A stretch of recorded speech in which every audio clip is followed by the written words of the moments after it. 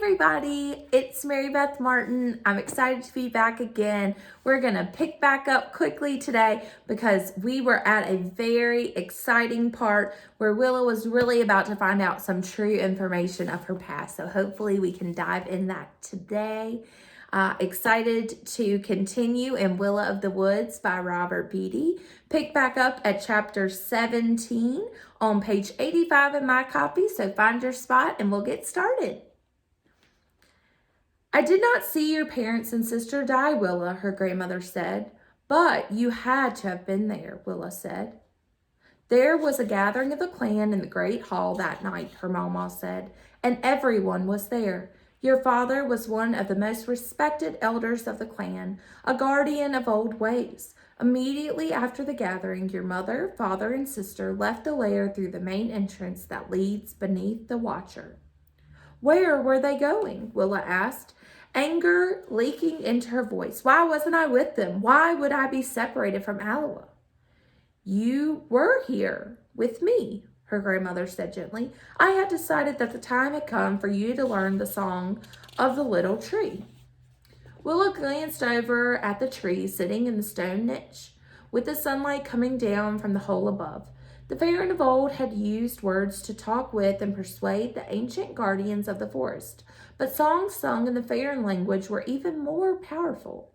It was so long ago that she had forgotten, but Willa suddenly remembered fragments of the song her mama had taught her for the little tree, a soft and beautiful melody, but the bile rose in Willa's throat as it came into her mind.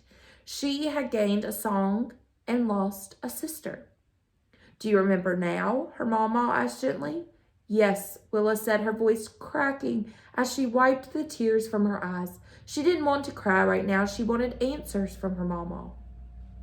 I'm sorry, Willa, her mama said. I'm sorry about everything that happened that night. The three of them went out into the forest, but they never returned.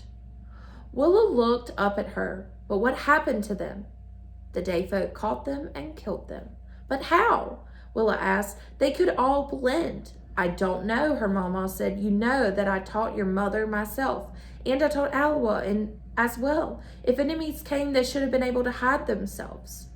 Her grandmother stopped abruptly, unable to continue. Willa could see the pain that had been living inside all these years, the hate tremble in her hand. And then I became a jader, Willa whispered to herself, as much as to her grandmother.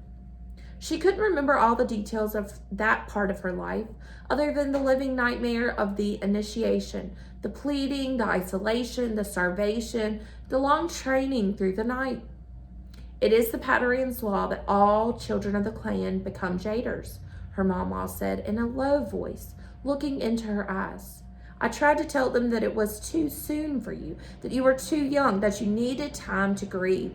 Your father would have never allowed you to be a jader if he'd still been alive, but your initiation started the day after your parents died. You were just 6 years old. Her voice trailed off, and for a moment her eyes closed and her lips pressed together. When she opened her eyes again, she said, You were the last jader to be initiated in the Dead Hollow clan. Me and Gredick? Yes, her grandma said, the young boy as well. At least Aloha didn't have to go through it, Willa said. That would have broken my heart.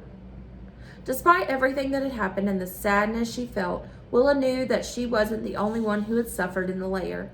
The Dead Hollow clan was dying. It had been withering for decades. From the murderous day folk, from the predators of the forest, from starvation, from eating poisonous foods, from oak wilt and other diseases, from 1,000 causes they had been dying, and the empty corridors and shadowed rooms of the vast Dead Hollow lair were a constant reminder. Willa, Gredick, and the other jaders were the youngest Faron in the clan. The few pairs of babies that had been born in the last dozen years had been small and sickly creatures that did not survive. Willa had never even seen a baby with her own eyes, and she'd never heard one laugh or cry. Filled with too many thoughts, she looked up at her mama. Do you think the Pataran can save us? She knew it was a foolish question. Of course the answer was yes. The answer had to be yes. Gazing at her with steady eyes, her mama paused, and she said very quietly, No, I don't. But, Willa said, wanting to argue, the Pattern cannot save us, her mama whispered, but you must never speak of this. You must not even think of it. Knowing brings death. Do you understand? Willa didn't understand, and she started to ask another question, but she was interrupted by a faint sound in the distance. She rose quickly to her feet. It was the sound of many footsteps coming through the labyrinth of corridors towards the den. What is it? Her mama asked. Who's coming? They're coming for me, Mama, Willa said, her voice filled with dread. What's happened, Willa? Her mama asked in dismay. Where did you go last night, and what have you done? The strained and fearful sound of her mama's voice made Willa want to cry, but she didn't have time for that. They're going to take me to the Pattern, she said, as she quickly dumped out one of her grandmother's old medicine bags and filled it with the contents of her satchel. As she left in the satchel, all she left in the satchel were 2 copper pennies that she stuffed deep inside its inner pocket. But what have you done? Her grandmother asked again. Too much, Willa said. Her grandmother reached forward and pulled her behind her, physically protecting her with her own crippled body. Remember, speak only English. I will, Mama, Willa said, switching to the English words. Gredick and Cedric stormed into the room, hissing and snarling. 4 of the Pattern's guards followed close behind them. There she is, Gredick shouted, pointing a clawed finger at Willa. As the guards reached for her, her grandmother quickly moved in their way and tried to block them. Don't hurt her, her mama cried, but they shoved her aside and knocked her to the woven stick floor. They were the last words Willa heard her mama speak, as the storming guards and hissing jailers grabbed her with their bony, clutching hands and dragged her down the tunnel towards the hall of the Pattern. The guards hauled her across the floor on her knees into the cavernous central hall of the Dead Hollow lair. For as long as she could remember, entering this place had filled her with dread. Whether her satchel was full or not, it was as if she had always known that one day it would come to this. They dragged her through the seething crowd of Farron and the throng of jailers, guards, and hundreds of clan members, and hurled her to the floor in shame in front of the Pattern's empty waiting throne. Gredick, Cedric, and 2 of the guards held her down to the floor. The sniveling Kiernan wiped the sticky ooze dripping from the corner of his mouth with his gnarled hands as his brother chattered his small, sharp teeth and jabbed at her with his stick. Her cheeks burned with humiliation as she looked up at the crowd of Farron, all peering at her now, pressing around her, gathering for the spectacle of her punishment and disgrace.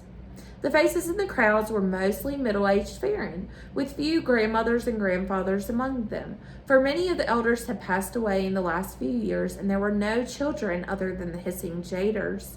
Having spent most of their living hours in the torch-lit shadowed walls of the decaying lair, rather than the moonlit meadows of the forest, many of the Farron had molted dark gray skin, sticky and muculent with slimy toads, and their hair fell gray and straggly from their heads.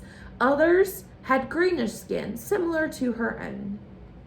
Most of the Farron in the crowd stared at her with scowling faces, anxious to see her fall. Others watched with despairing, fearful eyes, filled with sadness. The people came because they had to come. They watched because they had to watch. They had to be part of the clan, no matter what it was doing. If the clan was cheering, everyone had to cheer. If the clan was hissing, everyone had to hiss. There was no choice in this, no standing against the commands of the Pattern or the will of the clan. There is no I, only we. Many of them didn't know the reason she had been brought here. But they had still snapped and sneered, for the Pattern and his most ardent followers had shown them year after year that to be weak, to be dragged, to be down, was itself deserving of shame in the layer's eyes.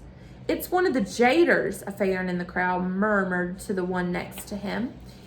It's the little wood witch, one of the others said. Look at her. They've really got her. What did she do? She went missing during the night. She shouldn't be sneaking out on her own. It's that old witch that teaches her. The Patarians sent out search parties during the night. I heard she was dead. But here I am, Willa thought, beneath the cuts and blows of the grasping hands and the whispering words, wounded and weak, held by force in the center of the room for all to see, surrounded by the scolding, murmuring crowd, as they all waited for the Patarian to arrive. Willa looked around at the grimacing faces for anyone who might defend her, anyone who might remind others of her loyalty to the clan, or beg the guards to show her mercy. She spotted her friend Gillen. She was sure Gillen would rush forward to the front of the crowd, push Gredick away from her, and talk to the guards on her behalf. But Gillen was standing there, just watching, too frightened to move. "Gillen," Willa said, looking towards her. Gillen held her gaze for a moment, her eyes pleading for Willa to understand, and then looked away in shame. Willa's mind filled with despair. Not even Gillen was going to help her. Gillen lowered her head and peered down through the floor of mesh sticks down to the creek that ran below, wondering if she could somehow escape into the dark spaces beneath the layer, slip into the stream, and let it carry her away from this wretched place. But she knew there was no escape. There never had been, and there never would be. She was part of the clan, and it was part of her, as inextricable as root and soil. Willa looked up beyond the throng of the Farron that surrounded her, towards the ceiling. The hall had been built for many thousands of people to gather here, but far fewer than that remained. The walls of the great hall rose up around, vast expanses of dark brown woven sticks reaching to the large gaping hole broken in the sky above. What was left of the decaying ceilings and walls was held aloft by the ancient, massive, woven stick sculptures of giant trees, the columns of their trunks soaring upward to spreading canopies above. Thousands of hand-curled leaves glimmered with emerald green, and brilliant kaleidoscopes of ornately woven birds of all shapes and sizes and colors seemed to be flying through the branches of the trees. The name had been changed to the Hall of the Patarian decades before, but in the old language, the great hall had once been called the Hall of the Glittering Birds. The walls of the great hall were ragged with rot now. The wood witches who made them long dead, and many of the sculptures of the birds had disintegrated. The only birds that remained undamaged by time weren't the sculptures, but actual living birds. Carrion-eating black vultures circling in the hole above, floating on the smoky, steaming heat of the rising air, waiting for another Farron body. As Willa's eyes drifted down from the vultures, she noticed a pile of tattered brown rags laying on the floor near the base of one of the woven stick trees. But then she realized it wasn't just a pile of rags. When she looked more carefully, she saw the long blackish hair and the dark brown skin matching the color and texture of what was around it. It was a very old Farron woman, crumpled on the floor, and she was blending. "Mama," Willa thought, her heart leaping. Somehow her grandmother had pulled herself along the floor with her arms, dragging her useless legs behind her, and made it all the way to the hall, her ragged medicine bag slung over her shoulder. To the rest of the clan, she was a craggy old stump of a woman, too rough and gnarled to care about or even notice. But to Willow, she was a tendril of bright green hope. "Thank you, Mama," Willa whispered softly. At that moment, the room shifted. All the faces in the crowd blanched with dread. Hundreds of pairs of eyes widened. Bodies went still. Whispers went silent. Willa turned to see the Patarian emerging from a passage behind the throne. The Patarian moved with commanding ease, hunched with massive shoulders, his arms and legs stout with muscles, and the quills on the back of his bulging neck as thick and sharp as a porcupine's. His skin wasn't gray like many of the others, or streaked and spotted green like hers, but a woody bronze. As the crowd looked up at him in awe, his face seemed to almost glisten, with color shimmering like the reflection of moving water on the morning sun. He was the god of the clan, their sacred leader, their Patarian. Willa had never seen or even heard of another Farron like him. He was said to be very old, but he did not look old. He was the strongest and most vibrant Farron she knew. Some believed him to be what Farron used to be. Others said he was what Farron would someday become. But no one still alive seemed to know, or at least be willing to talk about, or who or what he truly was. To the inhabitants of the lair, the Padawan was not a mortal being. It was said that he had never been a boy, never been a normal Farron. He had no wife, no children, no twin brother, no name. He had come down from the great mountain to lead them, and he had held the clan together with absolute power. The Padawan's guards stood ready for his orders, and his pack of sniveling jailers swarmed around him, but he ignored them all. As he sat on his throne of blackened, twisting, rotting sticks, it creaked beneath his weight. He gestured towards Willa with a flick of his clawed finger. Gredick and the guards immediately dragged her forward and hurled her to the floor at the Padawan's feet. As the Padawan stared down at her with his searing glare, Willa wanted to wither into a little ball. The god of the clan leaned forward, looming over her with his long, square, protruding face and his massive, biting jaws. "Why have my guards brought you before me in this way?" he snarled. "Where have you been, Jader?" We're going to stop there at the end of chapter 18 for today. We will pick back up next time when we continue reading Willa of the Wood.